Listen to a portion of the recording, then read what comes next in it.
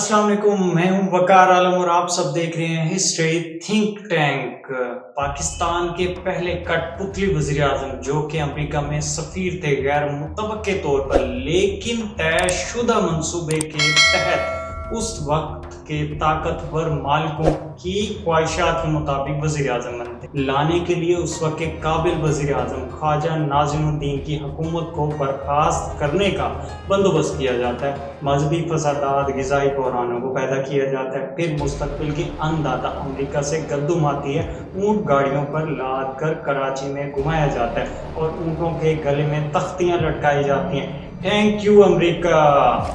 उनके दौर में ही हाजिर सर्विस जनरल को वजीर दिफा बनाया जाता है। उनके दौर में बंगाली को दूसरी कौमी ज़बान बनाने का लॉलीपॉप आवाम को दिया जाता है। 1962 और 63 में अयूब के दौर में ही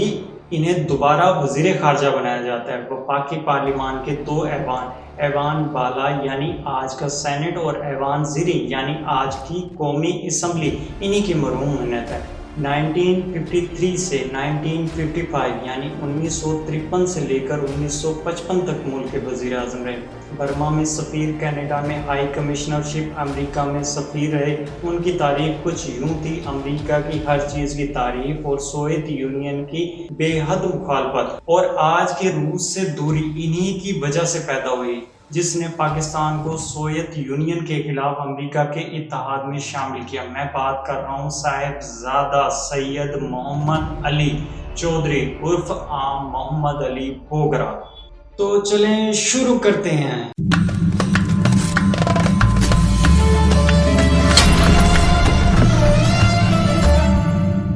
साहिबजादा सैयद मोहम्मद अली चौधरी उर्फ आम मोहम्मद अली बोगरा 19 अक्टूबर 1909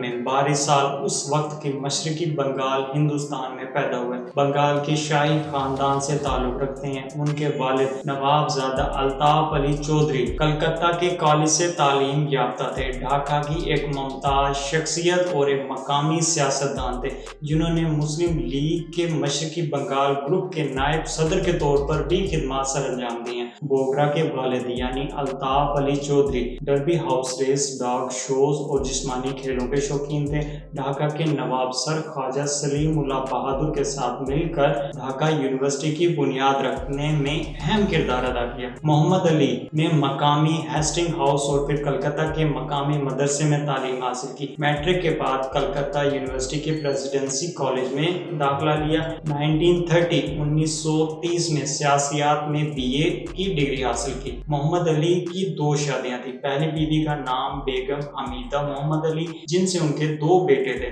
बाद में 1955 में एक लिबनानी खातून आलिया सदी से दूसरी शादी की। इनकी दूसरी शादी को लेकर मुल्क में खवातीन की तंजीमों की तरफ से तादाद अज़वाज के खिलाफ बड़े पैमाने पर एहतजाज हुआ। मोहम्मद अली का नाम मोहम्मद अली बोगरा उनके इलाके की वजह से मशहूर हुआ। उनका खानदान बोगरा के इलाके का शाही खानदान था। सियासत में आने से पहले 1930 में 1930 में मुस्लिम लीग में बतौर कारकुन सरगर्म रहे। 1937 के आम इंतखाबात में बोगरा के हल्के से मुस्लिम लीग के प्लेटफार्म पर इंतखाब लड़ा और कामयाब हुए। मुस्लिम लीग बंगाल की कानून साज असम्बली में अपोजिशन में बैठ के, क्योंकि वो भारी अक्सरियत से कामयाब तो नहीं हो पाए थे, मगर उनके वालिद अल्ताफ़ अली चौधरी ने भी कामयाबी हासिल की, अपने हल्के का दिफा किया। मगर वो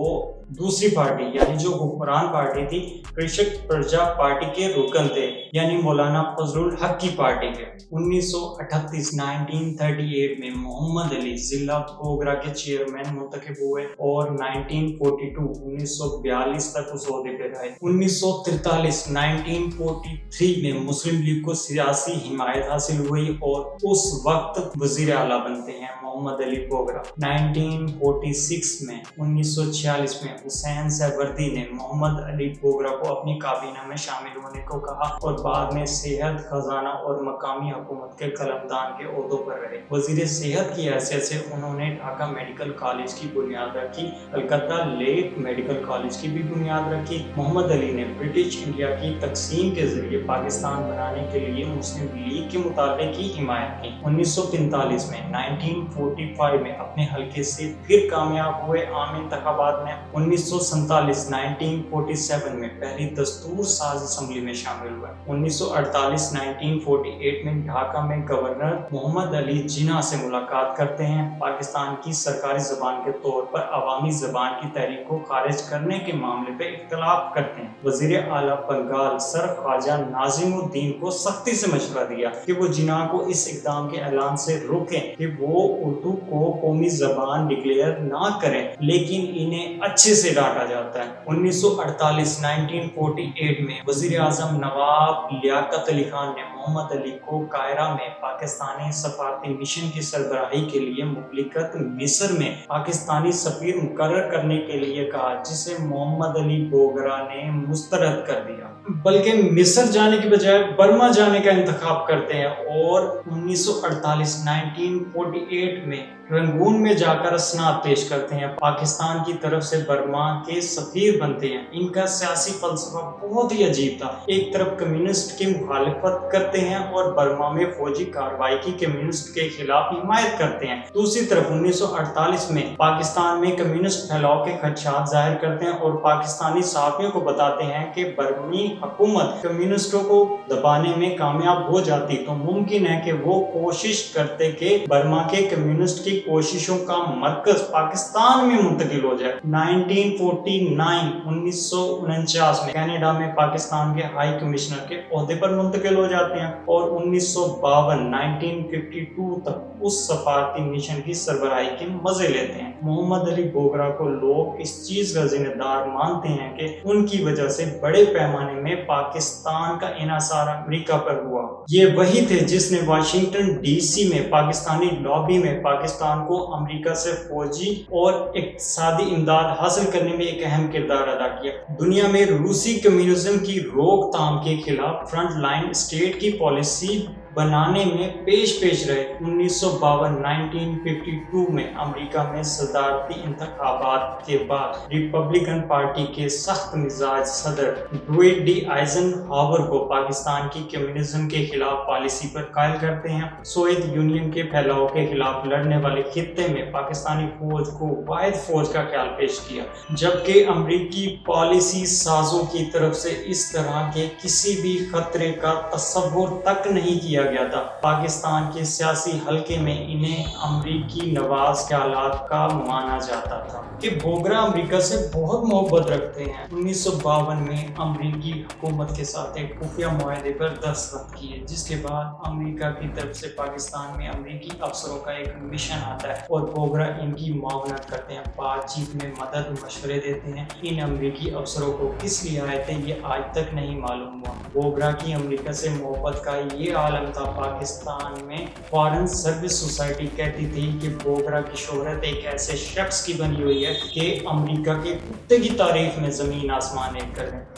مگر عوام میں سوویت یونین کو پسندگی سے دیکھا جانے لگا جب دائیں بازو کا اثر رسوخ پڑنے لگا یعنی بنگال میں پارٹیوں کا اثر رسوخ پڑنے لگا پاکستان کی تاریخ لکھنے والے بوگرا کو بڑے پیمانے پر قصوروار مانتے ہیں جس نے سوویت یونین کے خلاف پاکستان کو امریکہ کے اتحاد میں شامل کیا پھر وہ وقت آتا ہے خواجہ ناظم الدین کی حکومت مسائل میں پھنس جاتی ہے اقلیتی احمدیوں یعنی مرزا غلام احمد قادیانی کے ماننے والوں کے خلاف فسادات ہوتے ہیں جس میں اسلامیت جمعیت طلبہ ملوث ہوتی ہے ان کے خلاف پرتشدد طاقت کے استعمال کو وجہ بناتے ہیں جنرل غلام محمد اور مشرق میں زبان کی تحریک کا مسئلہ پاکستان میں سوشلسٹ پارٹی کا عروج اور گندم کا بحران ان مسائل سے ناظم الدین نمٹ رہے تھے کہ گورنر جنرل غلام محمد ان سب عوامل کو وجہ بنا کر ناظم الدین کو برطرف کر دیتے ہیں 17 اپریل 1953 کو